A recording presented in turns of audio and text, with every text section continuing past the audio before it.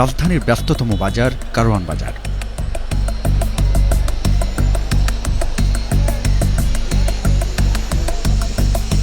প্রতিদিন এখানে হয় কোটি কোটি টাকার লেনদেন। দেশের নানা প্রান্ত থেকে আসা পণ্য খালাস আর বেচাকেনায় রাত দিন চলে বাণিজ্য।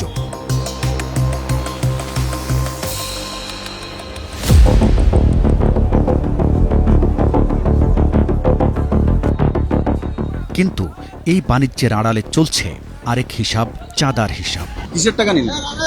হ্যাঁ, কিসের টাকা উঠাচ্ছে? এটা আরো দোকান থেকে দোকান, ব্যবসা থেকে ব্যবসা, কে নিচ্ছে এই টাকা? কোন শক্তির ছায়ায় চলছে সংগঠিত চক্র? স্টার নিউজের অনুসন্ধানে উঠে এসেছে পরিকল্পিত ও সংঘবদ্ধ এক চাঁদাবাজির নেটওয়ার্ক।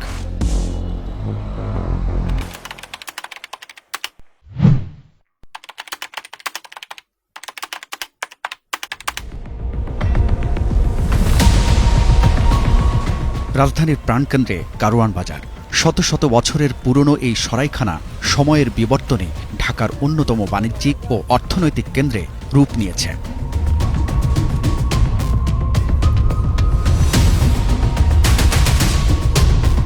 সিটি কর্পোরেশনের নথি অনুযায়ী বাজারটির মূল আয়তন ২৪ বিঘা। মাছ, শাকসবজি, ফলমূল, মশলা ও মুরগির জন্য আলাদা ৪টি বিশেষায়িত মার্কেট এবং রয়েছে ২,০০০-এরও বেশি দোকান। তবে শুধু ২৪ বিঘাতেই সীমাবদ্ধ নয় কারওয়ান বাজার। আশপাশের প্রধান সড়ক আর ফুটপাথেও বিস্তৃত হয়ে এটি বড় আকার ধারণ করেছে। এসব রাস্তাঘাট আর ফুটপাথের দোকান ঘিরে গড়ে উঠেছে সংঘবদ্ধ এক চাঁদাবাজির নেটওয়ার্ক।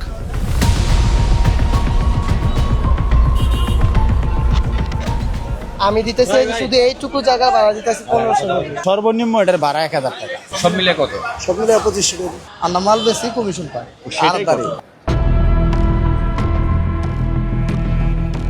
প্রশ্ন হলো, ফুট হিসেবে পরিচিত এসব দোকান থেকে চাঁদার টাকা তুলছে কারা?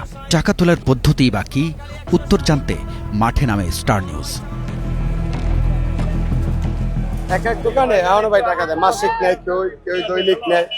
সরকারি রাস্তা ভাড়া আপনি কেমনে নিন? আমি তো রাস্তা ভাড়া, এটা আরেকজনের নেয়, আমার তো নেই। কে আরেকজনটা কে? রাসেল যুবদল, এই স্বেচ্ছাসেবক দলের। আমার ১২০০।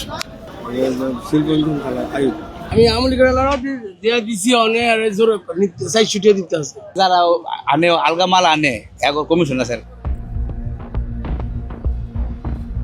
তথ্য রয়েছে, সূর্য ওঠার সাথে সাথেই দোকান থেকে শুরু হয় চাঁদা আদায়। গোপন ক্যামেরায় চলে দৃশ্য ধারণ। অবশেষে মিলেও গেল সেই কাঙ্ক্ষিত ছবি। কিসের টাকা উঠাচ্ছে? না, আরো টাকা উঠাইতেছে। আপনি যদি কিসের টাকা উঠাই দোকান করে এই টাকা কে নেয়? ভারতের কিসের টাকা বলে? পলিথিনের টাকায়, পলিথিন দিয়ে দেন, পলিথিনের টাকা। এটা সুবিধা সবার নেয়, আমরা তার আমাদের কিছু কইতে পারি না। কি পরিচয় দেয়? বিএনপি দল করে।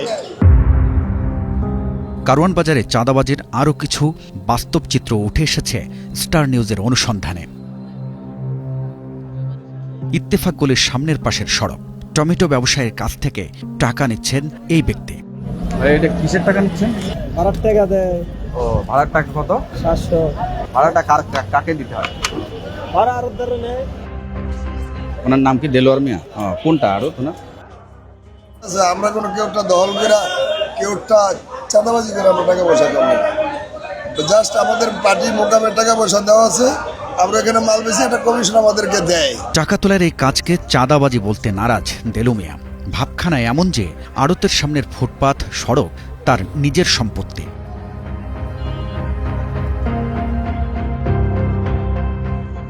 অন্যান্য আড়তদারও একই প্রক্রিয়ায় দোকান বসিয়ে টাকা তুলছেন। সরকারি জায়গার ভাড়া নেওয়াটা কি বৈধ? না, না বৈধ না। তাহলে আপনি নিচ্ছেন কি? আমি ব্যবসা করতেছি, সবাই যেরকম ব্যবসা করতেছে আমিও ব্যবসা করতেছি। কারওয়ান বাজারের ফুটপাত সড়কে চাঁদাবাজির ব্যাপকতা একটি পরিসংখ্যান দিয়ে বোঝানো দরকার। 3 শিফটে এখানে 3 ধরনের দোকান বসে। প্রথম শিফট রাত 10টা থেকে সকাল 7টা পর্যন্ত পাইকারি সবজির দোকান। 10 ফিট বাই 10 ফিট একটি স্পটের জন্য একজন ব্যবসায়ীকে এককালীন 3 লাখ এবং মাসে 45,000 টাকা পর্যন্ত ভাড়ার নামে চাঁদা দিতে হয়। দ্বিতীয় শিফট সকাল 7টা থেকে সন্ধ্যা 6টা পর্যন্ত খুচরা সবজি বিক্রেতা। দোকান প্রতি গুনতে হয় 500 থেকে 800 টাকা পর্যন্ত। আর বিকেল 3টায় জুতা স্যান্ডেল, খুচরা ফল বিক্রেতা ও পোশাকের ভ্রাম্যমাণ দোকান, যেখানে একজন দোকানিকে সর্বনিম্ন গুনতে হয় 1000 টাকা। সব মিলিয়ে একদিনে এই ফুড মার্কেট থেকে ভাড়ার নামে চাঁদা ওঠে প্রায় 20 লাখ টাকা। এ তো গেল ফুটপাত সড়কের চিত্র। একই চিত্র শেডের ভেতরেও। চাঁদা আদায়ের এই প্রক্রিয়াটিও উঠে এসেছে আমাদের অনুসন্ধানে। 4 স্তরে তোলা হয় এই অর্থ।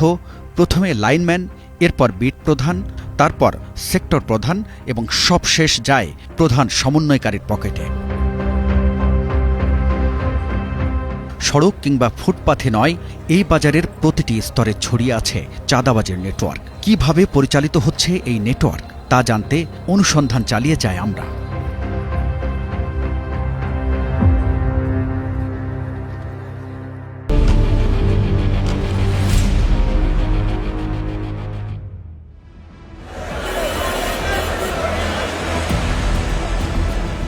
কারওয়ান বাজার কিচেন মার্কেট হোটেল, রেস্টুরেন্ট আর ক্যাটারিং ব্যবসার প্রধান সাপ্লাই হাব। ভোর থেকে গভীর রাত পর্যন্ত মাংস, মুরগি, মশলা আর কিচেন আইটেম সব কিছুই মেলে এখানে।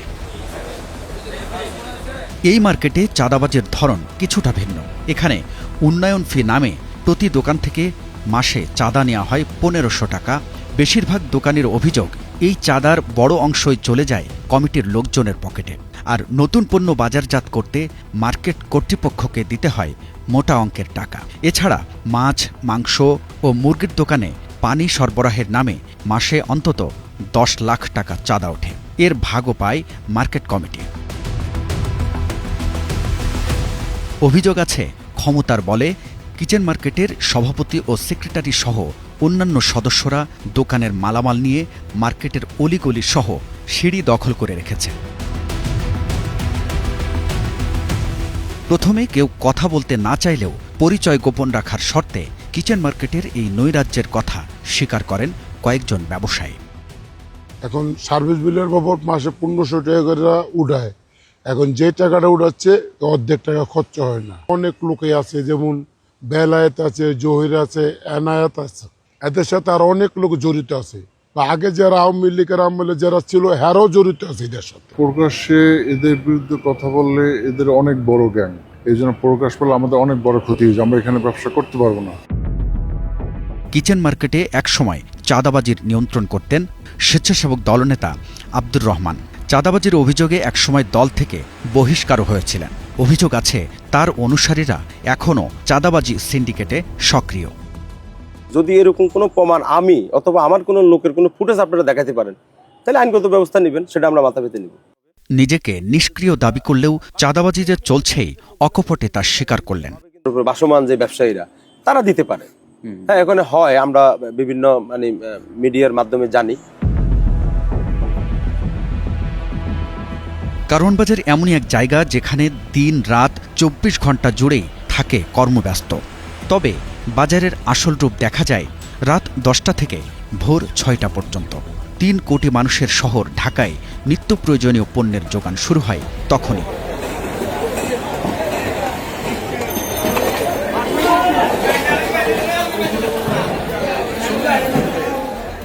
এই মাছ বাজারের প্রতিটি পরতেই রয়েছে চাঁদাবাজির খেলা। কিভাবে চলে সেই প্রক্রিয়া, বাজার ঘিরেই আমাদের অনুসন্ধানী চোখ। 5 তারিখের আগে মোশাররফ আওয়ামী লীগের স্বরাষ্ট্রমন্ত্রীর কেশিয়ার হিসাবে পরিচিত, সেই নিয়ন্ত্রণ করত। সে চলে যাওয়ার পর তার অনুসারী এখানে যেমন ওই যে কামাল, আজাদ হোসেন আরজু, তারপরে জালাল মোল্লা, গিয়াসউদ্দিন গেসু, টুন্ডা সুরুজ, তারা মিলে এই মাছ বাজারটা, টোটাল মাছ বাজারটা নিয়ন্ত্রণ করেন। এই এলাকায় শীর্ষ চাঁদাবাজদের একজনকে খুঁজে পায় স্টার নিউজ। পরিচয় গোপন রাখার শর্তে তিনি আমাদের বেশ কিছু তথ্য দিলেন। মাছ বাজারে ইনাবারিজে প্রতিদিন ৫-৭ লাখ টাকা তো হবেই। ধরুন আপনার বিদেশি যে মাছগুলো আসে ইন্ডিয়ান অথবা থাইল্যান্ড থেকে, এগুলাই বিভিন্ন যাদের মাছ, এদের থেকে পার কেজিতে একটা চাঁদা আদায় করা হয়। তারপরে ব্যান আছে, পুট আছে, তারপরে আপনার লেবার সর্দারি আছে, তারপরে বরফ আছে, তারপরে ফুড, বিভিন্ন অ্যাঙ্গেলে এদের চাঁদা আদায় করা হয়। মাছ কাটার এই বটি বসাতেও চাঁদা দিতে হয়। পানি ও পরিচ্ছন্নতার নামে সেই অর্থ তোলা হলেও আদতে এটি চাঁদাবাজি, বলছিলেন মাছ বাজারের ব্যবসায়ীরা। পুরো নাম কি? আর মুরগি হইল আজাদ আসুন। গ্যাসেরও বডিও আছে, আর এমনি ফুড গ্যাসের অনেকটি আছে। কতগুলো? একটা নিজের নামে, একটা ফল, আর একটা অমুকের দা করা, একটা হেমকের দা করা। এই মাছ বাজার ঘিরেই যাদের বিরুদ্ধে চাঁদাবাজির অভিযোগ, তাদের সাথে কথা বলার চেষ্টা করে স্টার নিউজ। ব্যবসা করি দীর্ঘ ৩৫ বছর, আছি ওই ফুডের ব্যবসা। আমরা ফুডে মাছ রাখি, পাশে। এখানেও চাঁদাবাজির হিসাবে একবার নজর দেয়া যাক। এখানে সরকারি রাস্তায় ২ শিফটে শতাধিক দোকান বসে। দোকান প্রতি চাঁদা দিতে হয় ৬০০ থেকে ১,০০০ টাকা পর্যন্ত। একদিনেই চাঁদা ওঠে প্রায় ৮ থেকে ১০ লাখ টাকা। মাছ কাটা বটি, বরফ, ককশিট আর পলিথিন সাপ্লাই থেকেও আসে চাঁদার টাকা। কারওয়ান বাজারের পরিবহন সেক্টরে চাঁদাবাজির অভিযোগ নতুন কিছু নয়। পণ্যের লোড আনলোডেই গুনতে হয় বাড়তি টাকা। বাণিজ্যের এই বাহনের সঙ্গে জড়িয়ে আছে অদৃশ্য এক খরচ, যার কোনো হিসাব নেই। রাত ১১টা, একের পর এক ঢুকছে পণ্য বোঝাই ট্রাক। বাজারের ৩-৪টি পয়েন্ট দিয়ে এগুলো প্রবেশ করে। রেল রোড সংলগ্ন ফলপট্টির গলি। একটি ট্রাক থেকে টাকা নেয়ার দৃশ্য ধরা পড়ল স্টার নিউজের ক্যামেরায়। ভাই কিসের টাকা নিলেন এটা? আমরা ২০-৫০ টাকা করে দেয়। না গাড়ি বাইর করে দিচ্ছি তো, এজন্য একটা লাইনম্যান পরিচয় দেওয়া শরীফ এই পয়েন্টে দাঁড়িয়ে ট্রাকের সাইজ দেখে ৩০০ টাকা পর্যন্ত নেন। ঠিক একইভাবে সোনারগাঁও রোড দিয়ে আসা ট্রাক থেকেও তোলা হয় চাঁদার টাকা। এই পয়েন্টে চাঁদা তোলেন এমনই একজনের সাথে কথা হয় স্টার নিউজের। এখন আগের নিয়মে উঠছে, একদিনও বাদ দেয়নি। হাসিনা যেদিনকে সেদিনও বাদ দেয়নি। সাদা ভাতা নাম হলো ডিব্বা খরচ ২০০। বড় মিয়া তোলে, ওর নাম বড় মিয়া। ওর নাম কি আজও আমার দাদাও জানে না। আমি বড় মিয়া, ওই মানান হাতের বড় ভাই। আমি লি বা যে গাড়ি লাগাই লি বড় মিয়ার কাছে আধা ঘন্টা পরে জমা দেওয়া লাগে। মাল অল্প মাল নামাইলেও মনে করেন যে ১,০০০ এখানে, আর ফুল গাড়ি মাল নামাইলে মনে করেন যে ৩,০০০, ২,০০০, ২৫০০। ঠিক আছে, যারতে যেরকম ভাবে রাখতে পারে। না দিলে মনে করেন যে এরা আবার ওইভাবে কি লাগাইতে পারবো না বা গাড়ির মাল নামাইতে পারবো না। চাঁদাবাজেরা যারা আছে এরা তেমন মনে করেন প্রকাশে নিতে পারে না। ধরেন লেবারের দ্বারা বা মনে করেন যে একটা ড্রাইভারের দ্বারা তারা নেওয়া আর কি টাকাটা। লাইনম্যান, ডিব্বা খরচ, বাজারের পণ্য আনা, এভাবে কয়েক ধাপে আদায় হয় বিভিন্ন অঙ্কের চাঁদা। ২৫০ ট্রাকের হিসাব ধরলে প্রতি রাতে শুধু এই খাত থেকেই আসে ৭ থেকে ৮ লাখ টাকা। তবে এই চাঁদা ট্রাকে সীমাবদ্ধ নেই। বাজার থেকে পণ্য নিয়ে বের হওয়া ছোট মাঝারি বাহন, এমনকি ৩ চাকার ভ্যানকেও দিতে হয় চাঁদার টাকা। পাশাপাশি এলাকার আশপাশে বসানো সিএনজি, পিকআপ স্ট্যান্ড এবং যাত্রীবাহী মাইক্রোবাস মিলিয়ে দৈনিক চাঁদা ওঠে ১০ লাখ টাকারও বেশি। স্টার নিউজের অনুসন্ধানে মেলে এসব তথ্য। এবার কারওয়ান বাজার ঘিরে চাঁদাবাজির হিসাব মেলাতে চায়। সড়ক, ফুটপাথে অন্তত ৩০ লাখ টাকা, মাছ বাজারে ২০ লাখ, পরিবহন সেক্টরে ২০ লাখ এবং কিচেন মার্কেটে অন্তত ১৫ লাখ টাকা। সব মিলিয়ে প্রতিদিন এই কারওয়ান বাজারে চাঁদার পরিমাণ কোটি টাকার ঘরে।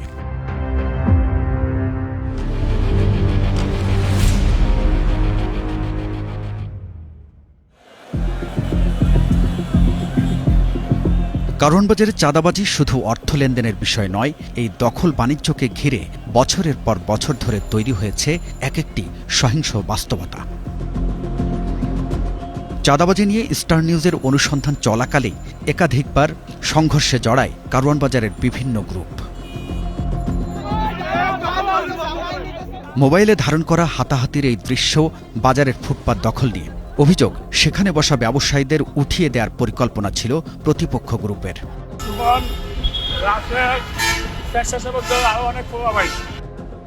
4 এপ্রিল আরেক ঘটনায় সংঘর্ষে জড়ায় স্বেচ্ছাসেবক দল ও যুবদলের দুটি গ্রুপ।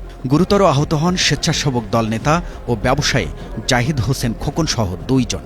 দুই পক্ষেরই দাবি, ফুটপাত দখল আর চাঁদার নিয়ন্ত্রণ ঘিরেই এই সংঘর্ষ। চাঁদা দাবি করছিল, শুনলাম ফোন দিয়ে বলতেছে যে আমার সাথে দেখা করে, একটু গেলাম, তারপর দেখি কিছু লোকজন সবাই মিলে হামলা করলো। তো একজনের নাম মহসিন, আরেকজনের নাম রুবেল, আরেকজনের যার নাম হইলো কি ক্যাসিনো মনির ফারুক। অর্থাৎ এই বাজারে চাঁদা মানে শুধু টাকা নয়, ক্ষমতায় টিকে থাকার লড়াই। যে ক্ষমতা টিকিয়ে রাখতে প্রাণ দিতে হয় স্বেচ্ছাসেবক দল নেতা মুসাব্বিরকে, যেটি পুলিশের তদন্তেও উঠে এসেছে। তারা ওখানে ব্যবসা কেন্দ্রিক ব্যবসায়িক থেকে আছে, এর নেপথ্যেও কিছু আছে কিনা এটা আমরা আইন শৃঙ্খলা বাহিনী, সিটি কর্পোরেশন, প্রশাসনের একাধিক সংস্থার কোনো পদক্ষেপ কাজে আসছে না। প্রশ্ন হলো, কেন বন্ধ হচ্ছে না এই চাঁদাবাজি? আমরা তো নতুন করে পদক্ষেপ নেওয়ার আসলে কিছু নাই। মানে আমাদের শুরু থেকেই তো আমরা এই চাঁদাবাজি বিরুদ্ধে অবস্থান পুলিশের। তো যখনই আমাদের কাছে কোনো রিপোর্ট হয়, কোনো অভিযোগ আসে, তো আমরা সেই অনুযায়ী রিপোর্ট মানে অভিযোগ অনুযায়ী আমরা ব্যবস্থা নিই। অনুসন্ধান বলছে, এখানে যুগ যুগ ধরে চলা চাঁদাবাজির পদ্ধতি একই, বদলায় শুধু নিয়ন্ত্রকের নাম। যখন যে দল ক্ষমতায় থাকে সেই পরিচয়ে তারা নিয়ন্ত্রণ করে এই সিন্ডিকেট। সোনারগাঁর সামনে থেকে দূরে একদম এরশাদ বিল্ডিং পর্যন্ত, এর মধ্যে আল রহমান 1 নম্বরে আছেন, ফুটমিন্টু, তারপরে জঙ্গির রাসেল নামে একটা ছেলে আছেন, তারপরে আপনার আছে কাজীবাবু, তারপরে আছে আজাদ হোসেন আরজু। কারা কিভাবে এই সিন্ডিকেট নিয়ন্ত্রণ করেন সেটিও খুঁজে বের করেছে স্টার নিউজ। কাঁচাবাজার নিয়ন্ত্রণ করেন ইউসুফ হোসেন মিন্টু ওরফে ফুট মিন্টু, শাহিন শিকদার, কাজী বাবু, বাবুল, ভাগিনা ফারুক, শাহ আলম ও রাসেল। এছাড়াও আরও বেশ কয়েকজনের নাম এসেছে এই তালিকায়। কিচেন মার্কেট, বেলায়েত হোসেন ওরফে তেল বেল্লাল, এনায়েত হোসেন ও আসলাম হোসেন। এছাড়া মাছ বাজারে আজাদ হোসেন আরজু, গিয়াসউদ্দিন গেশু, জালাল মোল্লা ও শরীফ। আর পরিবহন নিয়ন্ত্রণ করেন মিলন ওরফে পিকআপ মিলন ও সরুজ মিয়া সহ বেশ কয়েকজন। বর্তমানে এই সিন্ডিকেট নিয়ন্ত্রণ করেন এল রহমান। প্রশ্ন হল, কে এই এল রহমান? জন্ম লক্ষ্মীপুরে হলেও এল রহমানের বেড়ে ওঠা কারওয়ান বাজার ঘিরে। এই বাজারের নারী নক্ষত্র সবই তার জানা। আওয়ামী লীগ সরকারের আমলে চাঁদাবাজির সাথে জড়িত থাকলেও এখন পরিচয় দেন বিএনপির মহানগর উত্তরের নেতা হিসেবে। এরা সবাই আওয়ামী লীগের সময় করতো, এখনো করে, শুধুমাত্র 5 তারিখের পরে তারা একটু চেঞ্জ হয়েছে। আগে জয় বাংলা কইতো, এখন জিয়া সৈনিক কয়। এই অনুসন্ধান চলাকালে এল রহমানের বিরুদ্ধে করা জিডির কপি ও তার বিরুদ্ধে বেশ কিছু অডিও রেকর্ড আসে স্টার নিউজের হাতে, যেগুলো পর্যালোচনা করে দেখা যায় দখল বাণিজ্যে তার সংশ্লিষ্টতা রয়েছে। তুই তো পোল্ট্রি দিতে চাইছো আমার 2 মাস বেলা কইছ, 2 মাস আগে ওরা তো 2টার একটা সুবিধা না, তুইও সুবিধা না, রোবেলও সুবিধা না। রোবেলের কথা কই একরকম, হে আবার কথা কয় একরকম। কালে আমার লোক পাঠাইছি, হে আমার লোকের লোক নাটক করে, এই কি নিরূপের কথা কম, হে মনে করে টাকা চাঁদা, এটি আমি চিনি না। কারওয়ান বাজারে দখলদারি আর চাঁদাবাজি নিয়ে এল রহমানের বিরুদ্ধে ওঠা অভিযোগের বিষয়ে জানতে তার মুখোমুখি হই আমরা। আর যেহেতু আমি মুরব্বী, অভিভাবক, ভালো মন্দ আমাকে দেখতে হয়। এখানে আমাদের কিছু ছেলেপেলে নামে বদনাম আছে, তারাও সংশোধন হওয়ার জন্য চেষ্টা করতেছে। তাদেরকে আমরা বলেও দিছি, পার্টি থেকে তাদেরকে বহিষ্কার করছে, শোকজ করছে, এবং এটা সত্য ঘটনা। এটা প্রশাসন জানে, কিন্তু প্রশাসন তো কিচ্ছু করতেছে না। রোদ, বৃষ্টি কিংবা ঝড়, প্রকৃতির সব আঘাত গায়ে মেখেই দিন কাটান এই মানুষগুলো। শহর ঘুমিয়ে গেলেও থামে না তাদের শ্রম। পরিবারের মুখে ভাত তুলতে যাদের রাত কাটে ট্রাকের পণ্য ওঠানামায়, ঘুম তাদের কাছে বিলাসিতার নাম। এই ঘামঝরা আয়েও ভাগ বসায় এক অদৃশ্য ব্যবস্থা, নাম কমিশন। এই কমিশন বাণিজ্যের নামে উপার্জনের বড় একটা অংশ দিতে হয় সরদারকে। পুরা কারণ বাজারে এই ধরনের প্রতি মার্কেটে যে সর্দার থাকেন না, সর্দাররা কমিশন কাইটা নেয়, কেউ 1,200 নেয়, কেউ 300 নেয়। নামটা কমিশন হলেও বাস্তবে নীরব চাঁদাবাজি। প্রতিবাদ মানেই কাজ হারানোর ভয়, তাই অন্যায় জেনেও নীরবেই এসব সহ্য করতে হয়।